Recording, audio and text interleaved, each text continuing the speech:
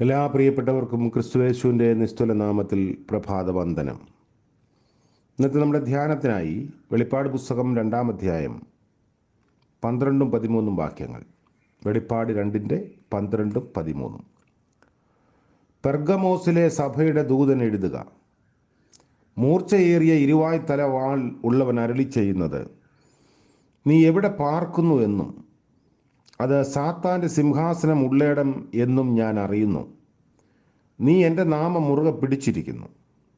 നിങ്ങളുടെ ഇടയിൽ സാത്താൻ പാർക്കുന്നിടത്ത് തന്നെ എൻ്റെ സാക്ഷിയും വിശ്വസ്തനുമായ അന്തിപ്പാസിനെ കൊന്ന കാലത്ത് പോലും നീ എങ്കലുള്ള വിശ്വാസം നിഷേധിച്ചിട്ടില്ല. കർത്താവിൻ്റെ പരിശുദ്ധ നാമം വാഴ്ത്തപ്പെടുമാറാകട്ടെ. പെർഗമോസിലെ സഭയ്ക്കുള്ള കത്ത്. പെർഗമോസ് സാത്താൻ്റെ ആസ്ഥാനം. പുതിയ നിയമത്തിൽ പലയിടത്തും പല രൂപത്തിലാണ് ഈ നഗരത്തിൻ്റെ നാമം ചേർത്തിരിക്കുന്നത്. പെർഗമോസ് എന്ന് ചില വിവർത്തനങ്ങളിലും പെർഗാമം എന്ന് മറ്റു ചില ഇടങ്ങളിലും ചേർത്തിട്ടുണ്ട്.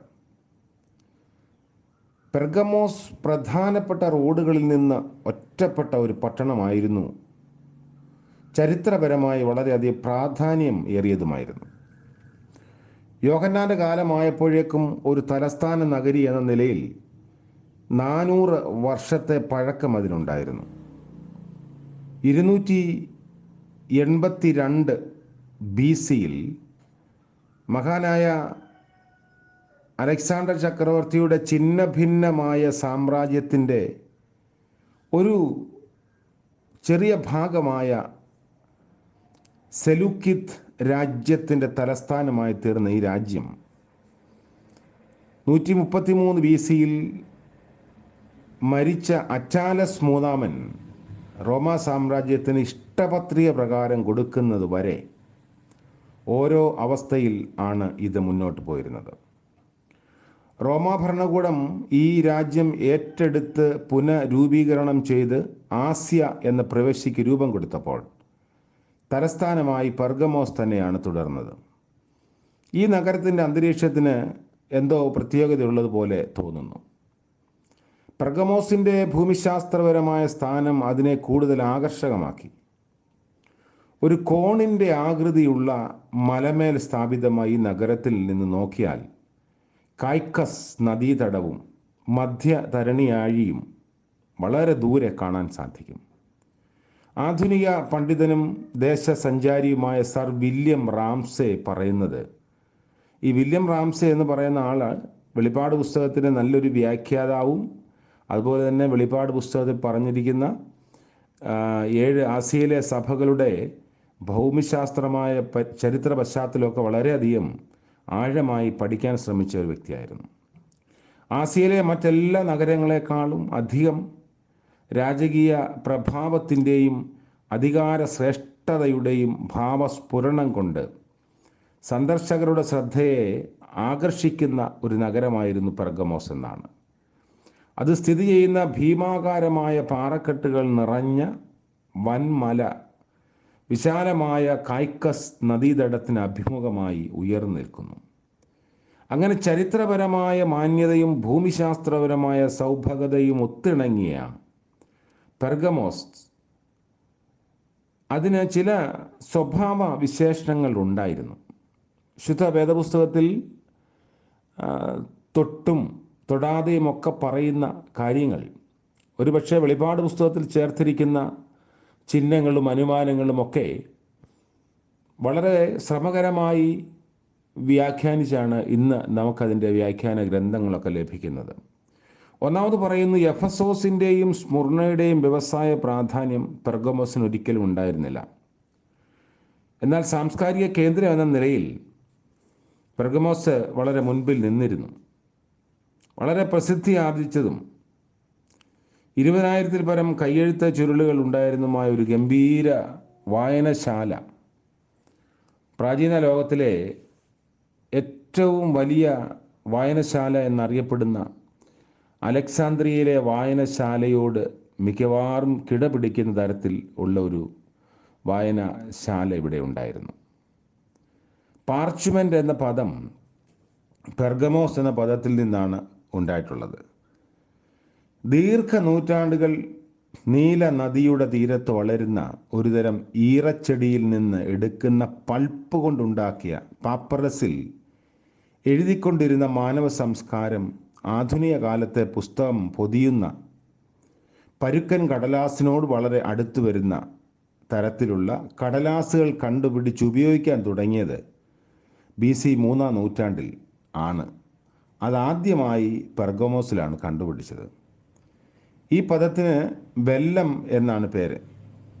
അത് പാപ്പറസിനേക്കാൾ വളരെ നല്ലതായിരുന്നു. അങ്ങനെ പെർഗമോസ് ഇക്കാര്യത്തിൽ അലക്സാണ്ട്രിയയെ ഒന്ന് കവച്ചു വെക്കാൻ ശ്രമിച്ചു. അന്നത്തെ കാലത്ത് പണ്ഡിതന്മാരുടെ സ്ഥലമായിരുന്നു അലക്സാണ്ട്രിയ. അപ്പോൾ ഒരു വായനശാല സ്ഥാപിക്കപ്പെടുകയും എഴുതാനുള്ള ഇങ്ങനെ പരുപരുത്ത പേപ്പർ അല്ലെങ്കിൽ ഈ പാപ്പറൈസ് ഉണ്ടാക്കുകയും ചെയ്തത് മൂലം അലക്സാണ്ട്രിയ നഗരത്തെക്കാട്ടിലും പെർഗമോസ് കുറച്ചും കൂടെ മെച്ചപ്പെട്ടു എന്ന് കരുതാം. സാത്താൻ്റെ ആസ്ഥാനം, അതാണ് രണ്ടാമത്തെ ഒരു പ്രത്യേകത. പെർഗമോസ് പ്രാചീന ലോകത്തിലെ സുപ്രധാനമായ ഒരു മതകേന്ദ്രമായിരുന്നു. അവിടെ ഏറ്റവും പ്രസിദ്ധമായ 2 ക്ഷേത്രങ്ങളുണ്ടായിരുന്നു. സാത്താൻ്റെ ആസ്ഥാനം എന്ന് പെർഗമോസിനെ വിശേഷിപ്പിക്കുന്നത് നമ്മൾ നോക്കുമ്പോൾ ക്രിസ്തീയ വിശ്വാസത്തിന് വിപരീതമായ ആരാധനയാണ് ഇവിടെ സൂചിപ്പിക്കുന്നത്. അവിടെ വിഗ്രഹാരാധന അത്രയ്ക്കും വ്യാപകമായിരുന്നു.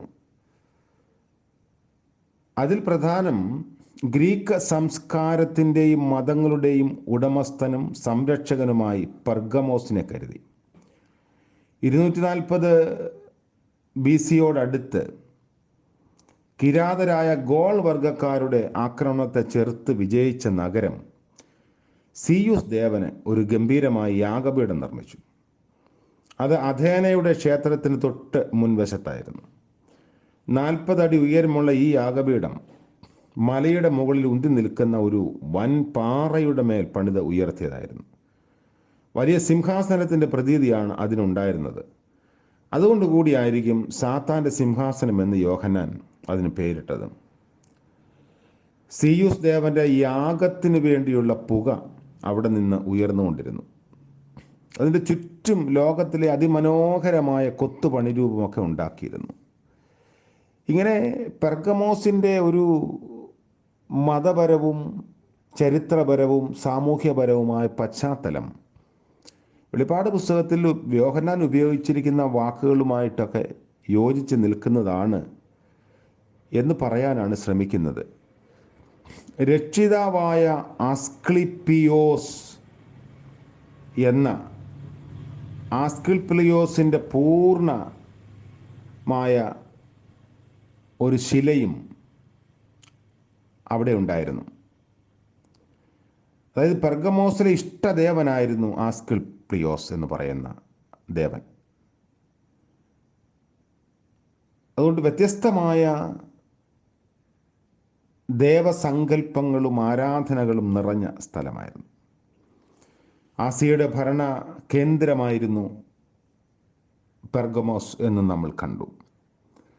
ഇവിടെയാണ് പെർഗമോസിലെ സഭയ്ക്കുള്ള കത്ത് ആരംഭിക്കുന്നത്. ഇരുവായ്ത്തലയുള്ള മൂർച്ചയേറിയ വാളുള്ളവൻ അരുളി ചെയ്യുന്നു.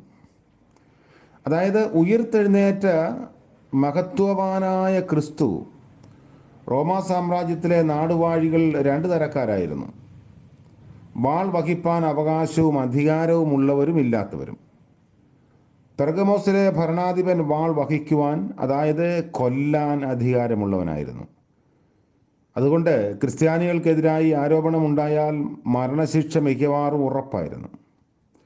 ഈ സാഹചര്യത്തിലാണ് യോഹന്നാൻ ഇരുവായ്ത്തലയുള്ള മൂർച്ചയേറിയ വാൾ വഹിച്ചിരിക്കുന്ന രാജാതിരാജാവായി ക്രിസ്തുവിനെ അവതരിപ്പിക്കുന്നത്. റോമാ സാമ്രാജ്യത്തിൻ്റെ സാത്താന്യ ശക്തി താൽക്കാലികമാണ്. നിത്യരാജാവായ ക്രിസ്തുവിൻ്റെ ശക്തി വളരെ അപരിമേയവും അനന്തവുമാണ്. ഈ വേദഭാഗത്ത് യോഹന്നാൻ ഉപയോഗിച്ചിരിക്കുന്ന വാക്കുകൾ നമ്മളെ ഓർമ്മിപ്പിക്കുന്നത് ഒരുപക്ഷെ സാമൂഹ്യ രാഷ്ട്രീയ മതപരമായ സ്വാധീനം വർദ്ധിച്ച് ഭരണകർത്താക്കൾ അവർക്ക് ഇഷ്ടമില്ലാത്ത നിലപാടുകളെയെല്ലാം അടിച്ചൊതുക്കാൻ ശ്രമിക്കാം. ഇല്ലാതാക്കാൻ ശ്രമിക്കാം, ഒരുപക്ഷെങ്കിൽ കൊല്ലാം. അങ്ങനെയുള്ള അധികാരമൊക്കെ അവരുടെ കയ്യിൽ ഉണ്ടാവാം. എന്നാൽ അതെല്ലാം താൽക്കാലികമാണ്. നിത്യമായി നിലനിൽക്കുന്ന യേശു ക്രിസ്തുവിൻ്റെ സ്വാധീനത്താൽ ആ കഷ്ടതയുടെ കയ്പ് അനുഭവിക്കുന്നവർക്ക് പ്രത്യാശയുടെ മധുരം നുകരാൻ കഴിയും എന്നതാണ്. അതുകൊണ്ട് സഭ കടന്നുപോയ എല്ലാ കാലഘട്ടങ്ങളിലും ഇങ്ങനെയുള്ള ഓരോ തരത്തിലുള്ള പ്രയാസങ്ങൾ അനുഭവിക്കേണ്ടി വന്നിട്ടുണ്ട്. ആ പ്രയാസങ്ങളിലൂടെ കടന്നുപോയാണ് നമുക്ക് ഇന്ന് ഈ ക്രിസ്തീയ സ്വാതന്ത്ര്യം, ദൈവത്തിൻ്റെ വചനം നമ്മുടെ കൈകളിലൊക്കെ എത്തുന്നത്. എത്രയോ ആളുകൾ ഇതിന് ത്യാഗമായി തീർന്നു. അവരെയൊക്കെ ഓർക്കാൻ, അവരുടെ ത്യാഗത്തെ ഓർക്കാൻ നമുക്ക് സാധിക്കണം. നമ്മുടെ വർത്തമാനകാല സാഹചര്യത്തിൽ ഒരു പക്ഷെങ്കിൽ വ്യത്യസ്തമായ തരത്തിൽ സഭയ്ക്ക് ക്ഷീണം സംഭവിക്കുന്ന കാര്യങ്ങളൊക്കെ ഉണ്ടാവാം. എങ്കിലും അവിടെയും നമ്മൾ ഓർക്കേണ്ടത് താൽക്കാലികമാണ് ഇങ്ങനെയുള്ള സാമൂഹിക രാഷ്ട്രീയ പ്രശ്നങ്ങൾ. ആത്യന്തികമായി കർത്താവിൻ്റെ സഭയെ കർത്താവ് സംരക്ഷിക്കും എന്നതാണ് ഇതിൻ്റെ സന്ദേശം. നമുക്ക് പ്രാർത്ഥിക്കാം. സഭയുടെ നാഥനായ ദൈവമേ, സ്വർഗീയ പിതാവേ, അവിടുന്ന് നിത്യരാജാവായി അക്ഷയനായി കൂടെയുള്ളത് കൊണ്ട് സ്തോത്രം. ഇരുവായ്ത്തലയുള്ള വാൾ ഏന്തി നിൽക്കുന്നു എന്ന വലിയ ഒരു ദർശനം യോഹന്നാനിലൂടെ പെർഗമോസ് സഭയ്ക്ക് നൽകിയതുപോലെ ഇന്നത്തെ കാലഘട്ടത്തിൽ അടിയങ്ങൾക്കും കർത്താവെ അങ്ങയുടെ ദർശനങ്ങൾ നൽകണമേ എന്ന് പ്രാർത്ഥിക്കുന്നു. സഭ തളർന്നു പോകാതിരിപ്പാൻ കർത്താവ് രക്തം നൽകി വീണ്ടെടുത്തു. മണവാട്ടിയായി സഭയെ നിലനിർത്തിയിരിക്കുന്നു. കളങ്കങ്ങളിൽ നിന്നും ദോഷങ്ങളിൽ നിന്നും കാത്ത് സൂക്ഷിക്കുകയും ചെയ്യുന്നത് കൊണ്ടും സ്തുതിക്കുന്നു. അടിയങ്ങൾക്ക് ഇന്നത്തെ പകൽക്കാലം ജീവിപ്പാനുള്ള ബലവും കൃപയും നൽകണമേ. പ്രഭാതം മുതൽ പ്രദോഷം വരെയും മാറാത്ത കരുണയിൽ ഞങ്ങളെ കാക്കണമേ. ഞങ്ങളുടെ കുറവുകളും അവിശ്വസ്തതകളും അവിശ്വാസങ്ങളും എല്ലാം ക്ഷമിക്കണമേ. നീതിയിൽ അധിഷ്ഠിതമായി ജീവിപ്പാൻ സഹായിക്കണമേ. ഇന്ന് പ്രഭാതം മുതൽ പ്രദോഷം വരെയും മായാത്ത സാന്നിധ്യം നൽകി അടിയങ്ങളെ കാക്കണമേ. ജന്മദിനം ആഘോഷിക്കുന്ന പ്രിയപ്പെട്ടവർ, വിവാഹവാർഷികം ആഘോഷിക്കുന്നവർ എല്ലാവരെയും ഓർത്ത് പ്രാർത്ഥിക്കുന്നതായിരിക്കുന്ന സ്ഥാനങ്ങളിൽ കർത്താവിൻ്റെ കരുതലൊപ്പം ഉണ്ടായിരിക്കണം. പിന്നിട്ട നാൾ വഴികളിൽ ലഭിച്ച ദൈവകൃപയെ ഓർത്ത് നന്ദിയോടെ സ്തുതിച്ച് പുതിയ വർഷത്തിലേക്ക് പ്രവേശിപ്പാനും സധൈര്യം ജീവിപ്പാനും ദൈവം തമ്പുരാൻ ഇടയാക്കണമേ. യേശു മശീഹ മൂലം ഞങ്ങളുടെ പ്രാർത്ഥന കൃപയോടെ കേൾക്കുമാറാകണമേ. ആമേൻ. ത്രിയേക ദൈവത്തിൻ്റെ കരുതലും കാവലും നാം എല്ലാവരോടും നമ്മുടെ ആവശ്യങ്ങളോടും പ്രാർത്ഥനാ വിഷയങ്ങളോടും കൂടെ ഇപ്പോഴും എപ്പോഴും എന്നേക്കും ഉണ്ടായിരിക്കുമാറാകട്ടെ. ആമേൻ.